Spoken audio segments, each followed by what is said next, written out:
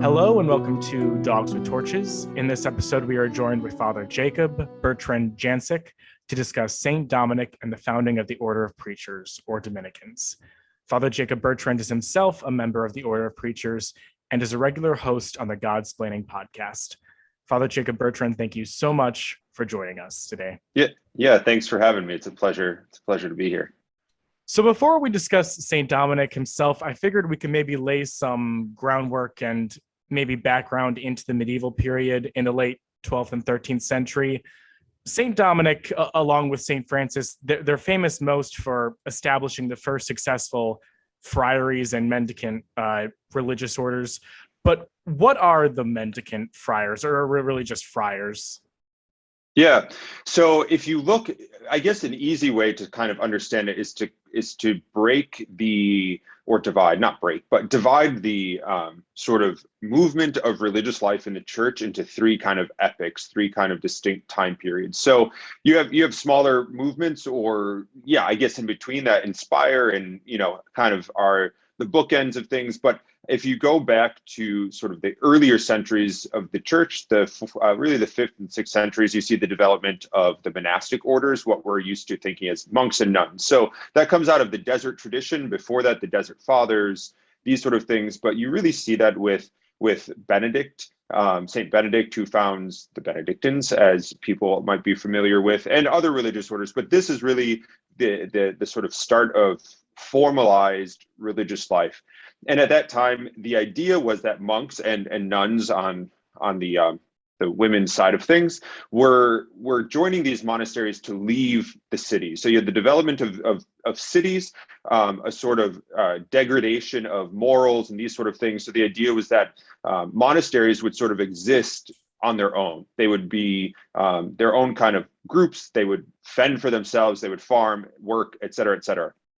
And the whole kind of point of monastic life was this prayer and work, which is the motto of the Benedictine order. So that you have for the first few hundred years of religious life.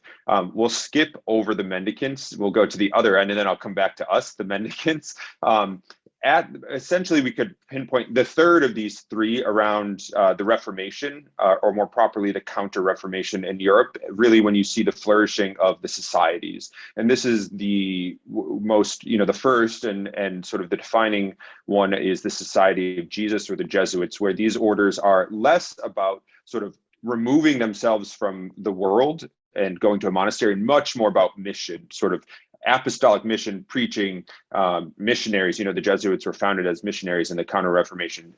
And from the Counter-Reformation and the Jesuits onward, Ignatius of Loyola, that kind of gives shape to all kind of modern contemporary religious life. So in the medieval times, you have the development, as you mentioned, of the mendicant orders. And the mendicant orders are kind of a combination of the two, of the monastic, the early monastic, and then the late societal kind of orders. And what Saint Dominic and Saint Francis did in different ways, the Carmelites are mendicants as well, is they kind of combined the contemplative monastic observances with an apostolic mission. So for the Dominicans, we have this combination of the contemplative life, this life of prayer that's really punctuated by our life of study. So we chant, as you would imagine monks doing, but rather than working and laboring in fields, we work and labor at our desks. There's this little kind of saying that the wood of the cross is the wood of the desk for the Dominican. We're kind of tied to the intellectual study. But then there's also, we're not just in our priories, or for Franciscans, friaries, but we have an apostolic mission. For Dominicans, it's preaching. So St. Dominic established the order to preach the gospel, to preach the truth of the gospel. So all of the mendicant orders have this kind of combination of prayer, community life, wearing the religious habit, these sort of things, and an apostolic mission. You can think of the Franciscans too, right? They have their habits, brown, gray, black, but then they serve the poor. So that's kind of where we are. We're in the middle of those. So if you think monastic, mendicant, and then societies, apostolic societies, and I guess one final word, mendicant is just from the Latin word mendicare, which is the verb to beg. So originally we didn't, unlike the monks, we didn't own land and property, so we didn't have our own sort of sustenance coming in. We had to beg for our food and for those sort of things. So that's what mendicant means. I see. And if I can then follow up, as you said, during the Middle Ages onward, there's multiple groups of mendicant friars. You said that there's the Franciscans, there's the Dominicans, there's, as you mentioned, the Carmelites.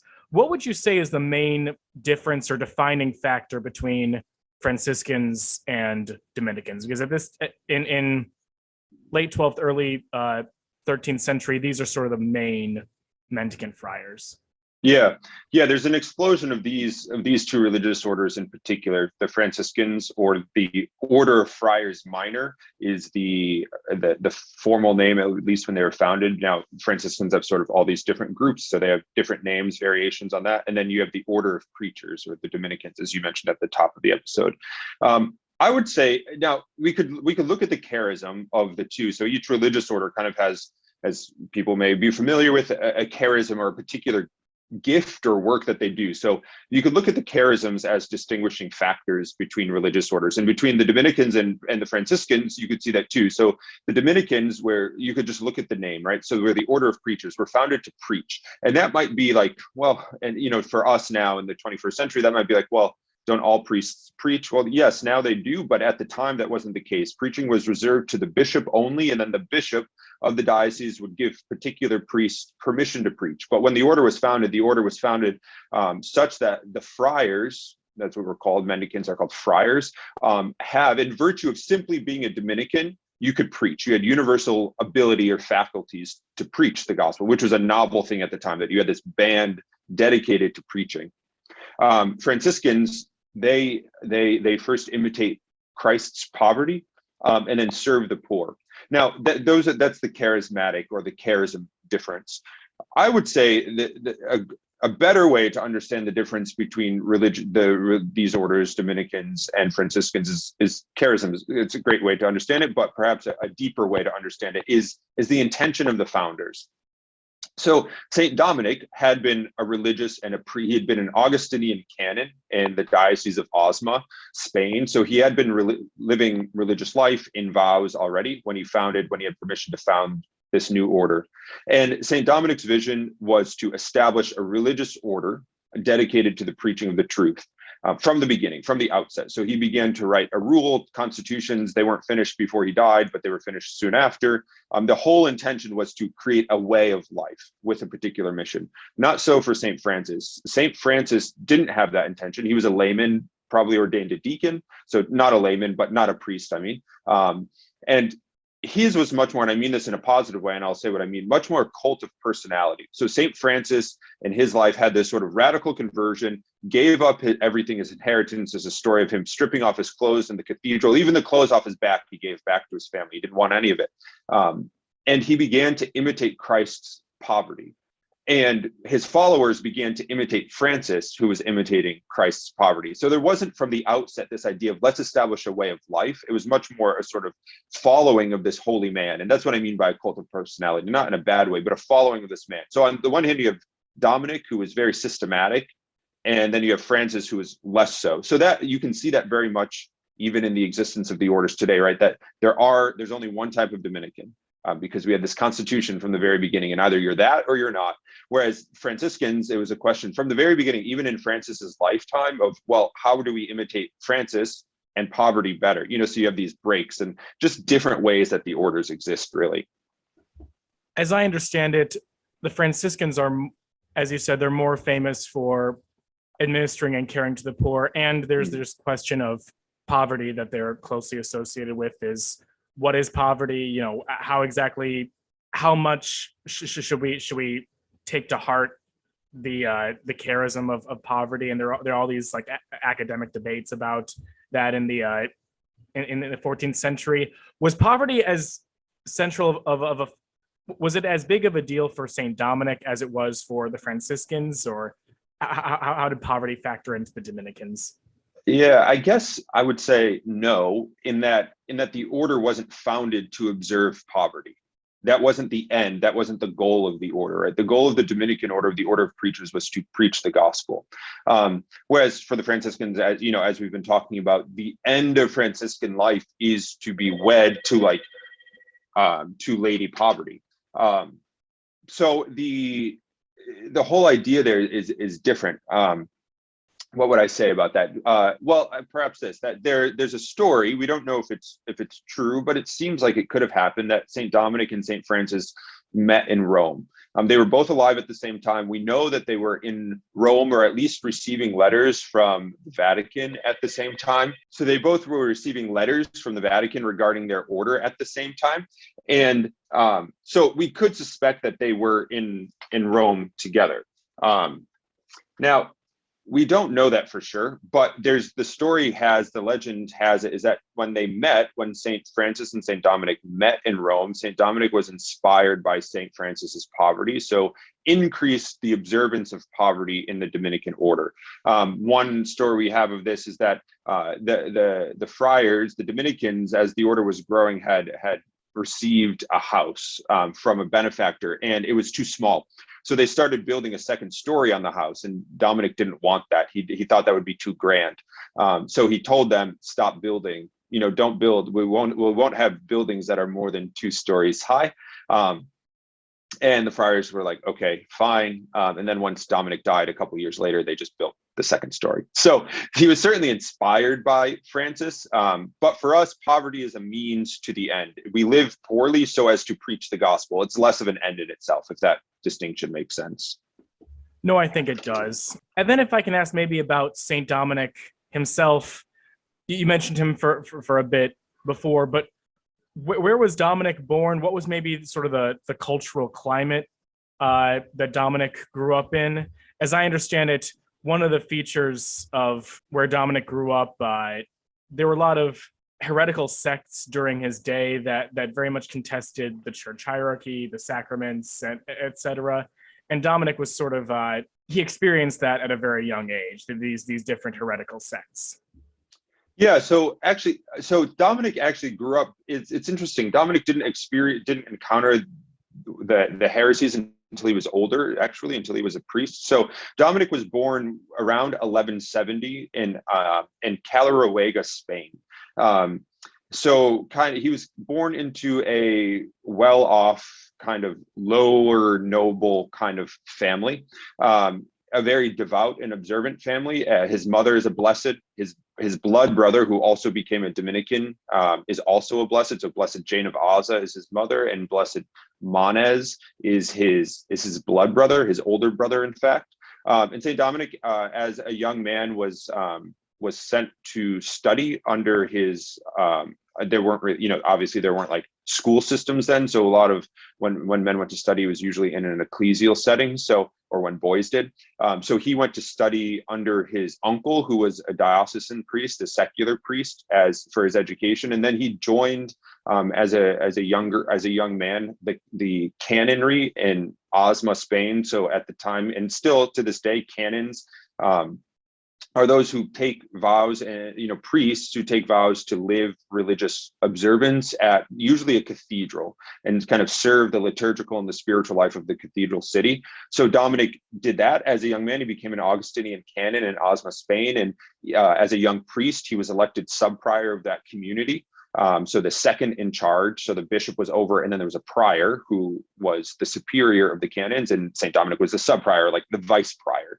And as the sub-prior, he was invited to go to, well, I'll say this first, unlike Francis, another comparison, Dominic never had a huge conversion kind of story. I'm sure, his faith deepened and those sort of things, but Francis is kind of, his early life is punctuated by this radical kind of huge conversion. Not so for Dominic.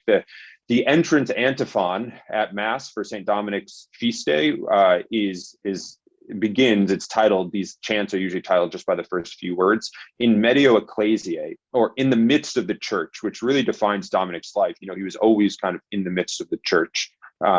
So as sub-prior of the canonry, he was taken by his bishop, Diego of Osma, around the turn of the 13th century on some sort of apostolic mission, where nobody's really sure exactly what it was, whether it was kind of helping to arrange the details of a marriage or something like that. And they traveled through the south of France. And it was at this time that Dominic encountered the heresies that you were talking about in the south of France, not in Spain. So at the time, there was this heresy called Albigensianism, which was just named for the region of Albi, France. And the Albigensian kind of lineage could be, so it was really south of France, north of Italy, could be traced, the heritage can be traced all the way back to the Manichees. St. Augustine was a Manichee before he converted to Christianity. So you have this sort of tracking of these heresies, they were all dualists. So simply, you can just think of dualists as people who believed in sort of two gods, a good God and a bad God, and these two gods were warring. And the Manichee and the Albigensian, in this case, mind, the good God, the God of the scriptures, was spiritual. So, and the evil God, or the evil being, was corporeal, material, flesh. So the spiritual world was good. The created material world was evil, which meant everything in the created world was to be avoided. And the goal was sort of to like move beyond the body to this spiritual thing. So a couple problems there. If you look at their priests, or their perfects is what they were called, their perfecti, sort of those who actually practice, like the religious of this sect, what they practiced was sometimes pretty horrific things. So they didn't believe in, eating. They ate, but they ate very little, and often they starved to death because food and matter is bad. They didn't believe in having children and procreating because you're creating more matter. Theologically, because they didn't believe in the goodness of the material world. They didn't believe in the incarnation. They didn't believe that Christ actually had a body. So you can enumerate all the issues there, but it was pretty widespread. And one of the things here that's interesting to note is that this faith, this religion, as it often is, was passed mostly through women, through the women who were educating their children. So Dominic was, passed through this. It was inspired to pass through this area. It was inspired to preach against this heresy. There were already other monks preaching, but it wasn't very successful. And the first thing in his preaching, the first effects that his preaching had was on women who came back to the faith. So our Dominican nuns were actually founded 10 years before the friars were. So the first monastery of Dominican nuns in Pruy, France, was founded in 1206. And then the order, the friars were given official approval not in 1216. So that's kind of like an interesting historical tidbit. The Dominican nuns are older than the friars, which is pretty cool. Okay, then if I can ask, why does Dominic decide, we know he's already a priest, he's a canon, but why does Dominic eventually decide to found the Order of Preachers, and maybe what are the steps he takes to establish them as a mendicant order? Yeah, so it's a little, I guess what he saw, or what he when in the south of France, when he traveled through, he and Bishop Diego stayed for a while, and Bishop Diego asked for permission from Rome to stay in the south of France, but to preach against this heresy, to convert souls. But Rome, the Holy Father said, no, you have to go back to your diocese. You're the bishop of the diocese. That's your flock. Go. But Dominic was allowed to stay. Bishop Diego allowed Dominic to stay. And at the time, there were Carthusian monks who were charged by the Holy See to preach against the heresy there, the Albigensians, but it wasn't going well, and it hadn't been for a while for a whole host of reasons. Mostly, actually, because of the issue of poverty. So you had these Carthusians who came with this whole retinue of horses and these big kind of, they would set up in these cities with all of their supplies, and that just turned off the Albigensians, who thought that the material world, they were living, some of them severe poverty, who thought the material world was bad. So you have these people who believe in the evil of the material world, and then you have these people coming who were sort of indulging perhaps in the material thing. So it was a kind of like this thing, like, know your audience. There wasn't a good connection there. So what Dominic thought was to live a life of simplicity and poverty and preaching the gospel. So that's what he did. And that was initially not terribly successful either. He preached for a good decade in the area before he really had any sort of success. So started around the turn of the 13th century, had some women convert around 1206, and then had some followers come in. But when the order was founded in 1216, there were only about a dozen or so men with him. So in the course of 16 years, that was it. A handful of women, and a handful of men. And then Dominic did something. So, well, the vision for Dominic was to have an order that needed to have a couple things if it was going to be a preaching order. First, it needed to study. It needed to know the truth in order to preach the truth. So that was one thing. That's where the study part comes in. And secondly, it needed to be around people. You can't preach in the country, or there are far fewer people. So Dominic had an idea of creating this order in the cities, in the university cities. So order was founded in December of 1216, and at Pentecost of 1217, there's what we have in our history we call the Great Dispersal. So this handful, 15, 16 men with Dominic who had made profession to him, he sent across Europe, which was like a crazy thing. They were all like, what are you doing? Not a chance. And Dominic was like, no, you're going. So he sent them across Europe in twos and threes to establish Dominican communities in France and Spain and Italy, and then eventually, not long after, to England, and they spread and the order grew from there.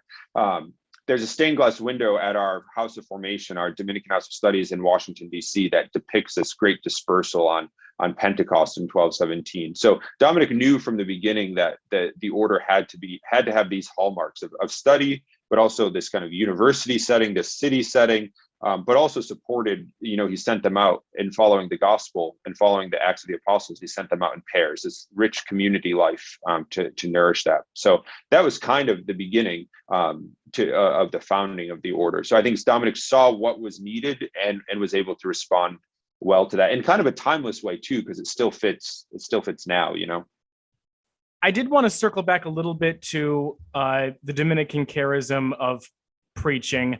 I know you talked about how really only at this time the bishops preach and they sort of give dispensations for the priests to preach, but by the time that you get the mendicants, their whole order is centered around preaching. What exactly does preaching mean? Because I think maybe in our own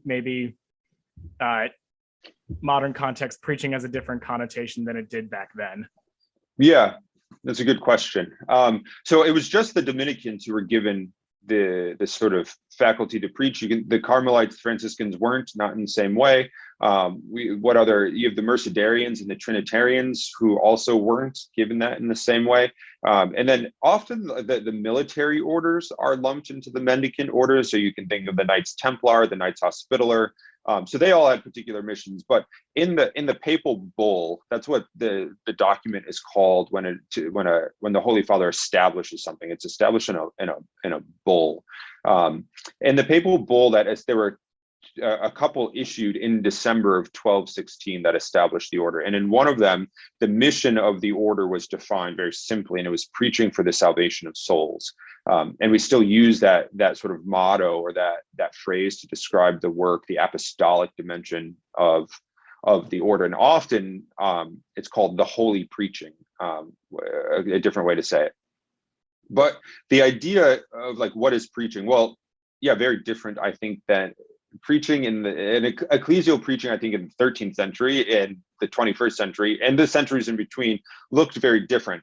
And that's kind of the genius of the order of Pope Honorius III, who gave this bull, and Saint Dominic's vision of the order, that it would be adaptable to various times and places. So often preaching in the Middle Ages took place not so much at Mass, because remember, it wasn't priests who were preaching, but it was priests who were celebrating Mass. So not so much at Mass, but much more in the sort of public square.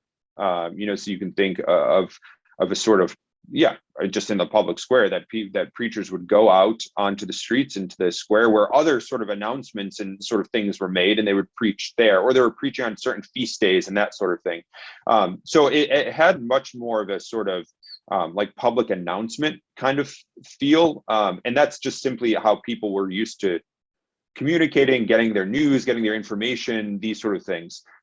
As time went throughout the centuries, that kind of morphed. And now I think we think of preaching, especially like the Sunday homily. So that's certainly a place where we preach, but we understand preaching to have a broader kind of, so that Sunday homily for us is kind of the quintessential staple of our preaching, to preach within the liturgy, because Dominicans always did preach within the liturgy all the same. but also for us, teaching has always been a part of preaching. We could, the study of theology, of sacred theology, of sacra doctrina, that was and is a sacred event, really, we could say. And for us, the life of study is part of our contemplation. It's not just memorizing facts, it's coming to know God. So the teaching of those things is also understood to be preaching. And then we could say, like, even other things, we have this podcast, Godsplaining, like preaching in a loose sense. Did Dominic have the idea that priests and other people would be talking about the gospel on podcasts? Like, obviously not. But is that kind of become part of the public square, the public arena? Yeah. So it fits really well into sort of the larger vision. And then how best would you characterize the early formation of the order of preachers? I know you talked about how learning and teaching is a very strong hallmark of the Dominican life. Did they have any strong connection to the university? Because I understand that around this time, universities are beginning to be set up. Yeah, we did, and pretty contentious connections to some of the universities. So not so much. So the way what we now call initial formation, like when a man is in formation before he's ordained a priest, that always from the beginning took place within the convent. So for Dominican, a little like insider baseball lingo here, in Dominican terminology, men live in convents and women live in monasteries. So you have Dominican nuns are in monasteries. So if you ever hear the Dominican monastery of so-and-so, those are nuns. And we call them priories, but they're called convents formally. Whereas in the Benedictine tradition, it's reversed. That most people think of the Benedictine thing, men in monasteries, monks in monasteries, women in convents. But in the Dominican technical lingo, it's that. So in the particular convent of where a man entered the order, where he did his formation, was charged with the formation of that man, with the education of that friar, and particular friars would be in charge of that in the house. University stuff was much more reserved for teaching rather than like being educated, at least in that initial formation, as far as I understand it. And that sort of exists still. So throughout the centuries, each province, it moved from the particular house, but to the province that has many houses, that's a broader territory, was charged with the formation of the men. So our province, the Eastern Province in the US, our studium, that's what we call our seminaries, is the Dominican House of Studies in Washington, D.C. So that's where all of our men are educated. We may teach at other universities, run other universities, but all of our men are educated there. And that was kind of the custom, which was also unique because seminaries for diocesan priests weren't really founded until the Council of Trent during the Counter-Reformation. So that's something that was brought about later, or at least they were really kind of intentionally looked at by the churches, like, we really need this. There were some before, but so the university thing, though, we were very early, we were given chairs. The University of Paris was the university, and Dominicans were in Paris since, like 1217, I think, or like thereabouts. We were given chairs at the university, and chairs are basically like department heads. So St. Thomas Aquinas was the chair of theology in Paris a number of times. This became an issue for us, not for us. We were happy to have them. They were super prominent positions, but it became an issue because previously you had just secular or diocesan priests who had the chairs, and the chairs were very lucrative. They were well respected. It was a very high ranking position, but they were also very lucrative. A lot of money came with it, so money and influence. And when the Dominicans, this became known as the Mendicant Controversy. So you had the Franciscans, you had the Dominicans.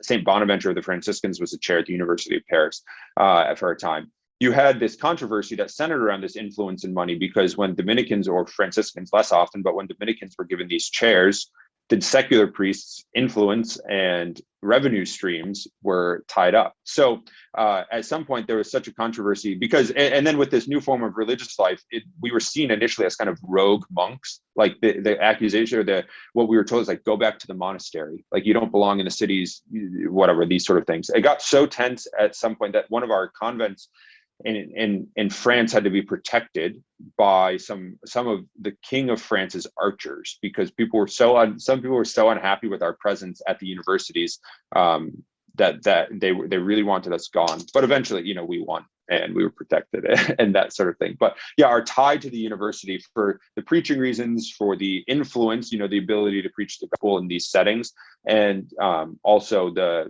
sort of ability to educate, to be in an academic intellectual environment, even for those who are studying in the convent, was super important from the very beginning. I mean, Dominicans were at Oxford, I think, in 1221 or 1222. So from the very beginning, we, of our order, we were in Oxford, we were in Paris, we were in Italy, in the university cities in Italy, and all over. So then, if I can maybe follow up with respect to the Dominicans or Mendicant friars in general, I know that you talked about how there was some opposition at the university. Was there ever any major opposition or controversy to their way of living? I know it's a bit more complicated with the Franciscans because of their vow of poverty, but with respect to maybe the Dominicans, was there any controversy with the fact that they were mendicants from the church hierarchy or anyone else?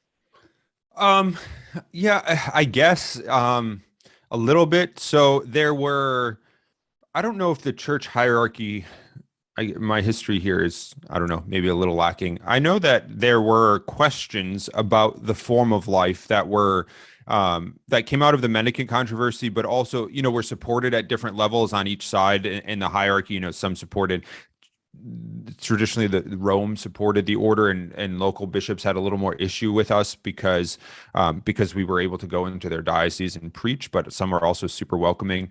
There were a few theologians who took issue with our taking vows and the vows that we took. So like whether or not poverty. So the one of the things that religious life was understood, and it still is, to be a state of perfection, a more perfect way of living, because of the way it's set up, that it sort of removes the obstacles of daily life, such that you can pursue Christ more readily. And there was opposition to that idea, which inspired Bonaventure to write his treatise on poverty, and St. Thomas to write his treatise on the life of perfection, defending the vows, which have become staples in the church, both of them staples in the church's understanding of religious life and religious consecration. There are stories that women would sort of be scandalized by the friars because they were, after, in kind of second generation Dominicans, the middle of the 13th century, there were so many men joining these mendicant orders, and the Dominicans in particular, and the Dominicans would go out to preach and beg, and, they were young and these kind of things. So it's just kind of like, what are these young men doing? And, who are they? And these sort of, so yeah, it was new. It was very new. So, 800 years later, we take, this form of life not for granted, but the church is used to it. But at the time, the church wasn't used to it. So yeah, there was sort of opposition in different places, but I think there was also not in ways that were sort of like game ending kind of things. Obviously, we're still here, so yeah. Gotcha. And then if I can ask Father Jacob Bertrand, what ultimate significance and legacy would you say Saint Dominic had on the medieval church? I think that probably the biggest impact that he had was the order of preachers, and really, by and large, this new religious order and religious expression of the mendicant friars. Yeah. So I think, that would be the first answer, right? Establishing the order of preachers. We've been around for a good while now. 2016 was our 800th anniversary, our 800th jubilee, which is pretty awesome. There's some religious orders who have been around a lot longer, those monastic orders, but 800 years, it's a pretty good run so far. Some decades, some generations better than others, of course, but so yeah, the establishment of the order, I think Dominic, I guess on this sort of in this vein, Dominic's legacy, I think, is seen, certainly in him, in his love of the brethren, his love of Christ, his desire for people to come to know Christ, but especially in his wisdom in establishing an order that it really is a school of holiness. You can look at the list of Dominican saints, and it's a pretty incredible list. And as a Dominican, it's a sort of comforting reality. Like, this works. And I'm not saying I'm going to be a great saint or anything like that. Just, but like this way of life works. It's proven, it's time tested, and not just like accidentally. We have the likes of Saint Dominic, of course, Saint Thomas Aquinas, Saint Catherine of Siena, a great handful of saint nuns. We have Saint Martin de Porres, Saint Pius V, from, I don't mean this in a pejorative way, but like the lowly lay brother of Saint Martin de Porres to like, Pope Saint Pius V, a great reformer of the church. So we have this incredible host of Dominican saints, missionary saints, martyrs, throughout the centuries, even lay people. Blessed Pier Giorgio Frassati was a lay Dominican in the 20th century. And it's just a really incredible sort of, sometimes people use the word Dominican family, which I really, really don't like. I think it's a kind of a ridiculous phrase, because like, my brothers aren't my family, we give up the good of family life for this. I get what the point is, but like, it's a convenient way to say like the Dominican family. But the whole host of Dominican friars, sisters, nuns, lay people who have been attached to the order, that's all because of Dominic. That's all the grace given to Dominic, but that's all through Dominic's patronage and his paternal care, and his love for us. And on his deathbed, he died. So he was born, he founded the order in December 1216, and then he died in the summer of 1221, in August of 1221. So not even 5 years after the order was officially founded. And on his deathbed, in the convent that he died in, some of the novices were upset, rightfully so, that he was dying, that he was going so soon. And he told them that he would be more helpful to them in heaven than he ever could be on earth. We have this beautiful chant antiphon that we sing, "O wonderful hope," is right. Yeah. "O wonderful, O spem miram," that we sing, that recounts that. And it's true. Dominic has been our Holy Father for 800 and 6 years, and will continue to be so. So I think that's really where his legacy lies. And then if I can ask, are there any books or resources you'd recommend for folks who'd want to maybe learn more about Saint Dominic or the Dominicans? Yeah, shameless plug. Thanks for that. Here it goes. Father Patrick Briscoe, a classmate and Dominican brother of mine, one of the hosts on Godsplaining, we wrote a book on Saint Dominic's life, on Saint Dominic and sort of Dominican spirituality, a revamp on Saint Dominic's life. It's called Saint Dominic's Way of Life, A Path to Knowing and Loving God. It was published last year in 2021 for the 800th anniversary of his death. So we kind of took 8 sort of characteristics of Dominic, and talked about his life, but how we in the 21st century can live those, incorporate those. So Saint Dominic, for example, had a great love of scripture. He always carried the Gospel of Matthew and the Acts of the Apostles with him.